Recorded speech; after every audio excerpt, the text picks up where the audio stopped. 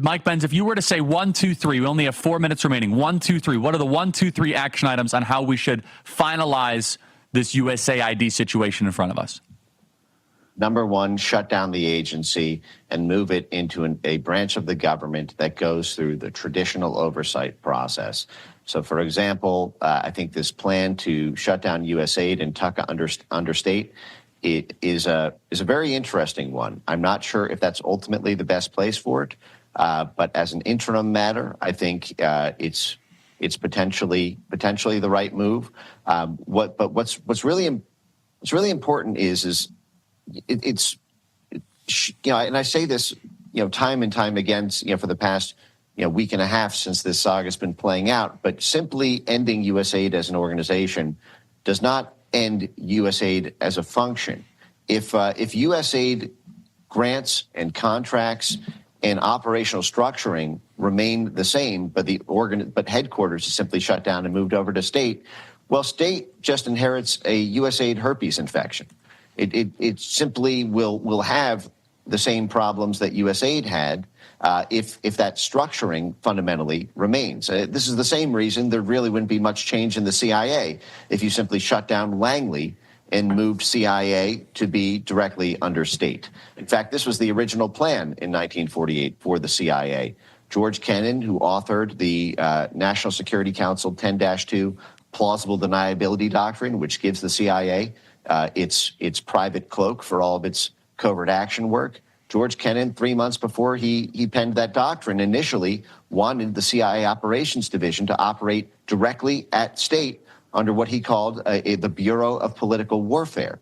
And you can read the 1948 memo called The Inauguration of Organized Political Warfare, where he goes over that exact structure. But the fact is the CIA would still be doing CIA work. It would just be warehoused within state. And right now, USAID is about to undergo that exact process. Now, the nice thing is because state works very closely with the White House National Security Council, and there is a tremendous amount of constant communication and oversight between White House and state.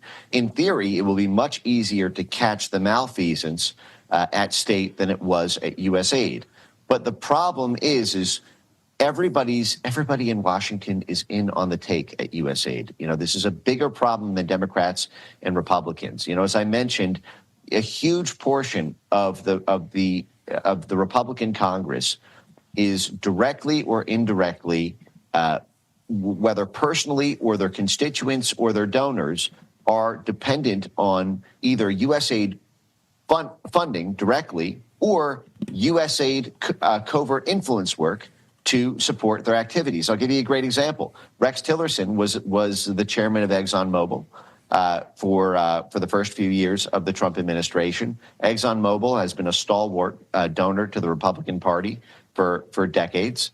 Well, who was Victoria Nuland standing in front of when she made that speech that I referenced in December 2013 about all the billions of dollars USAID had pumped into the renter riots in Ukraine in 2014? When she made that speech about USAID's funding of the renter riots, she was at a sponsored event by ExxonMobil and Chevron. The literal signs for the Exxon and Chevron sponsors were behind Victoria Nuland when she said it, which is to say that it's not just the direct USAID folks in the Republican Party who are going to push back on the attempt to cut these grants while they're at state. It's not just going to be the Liz Cheney types. Liz Cheney worked at USAID. It's not just going to be the Bill Kristol types. Bill Kristol's a part of an organization that gets millions from USAID.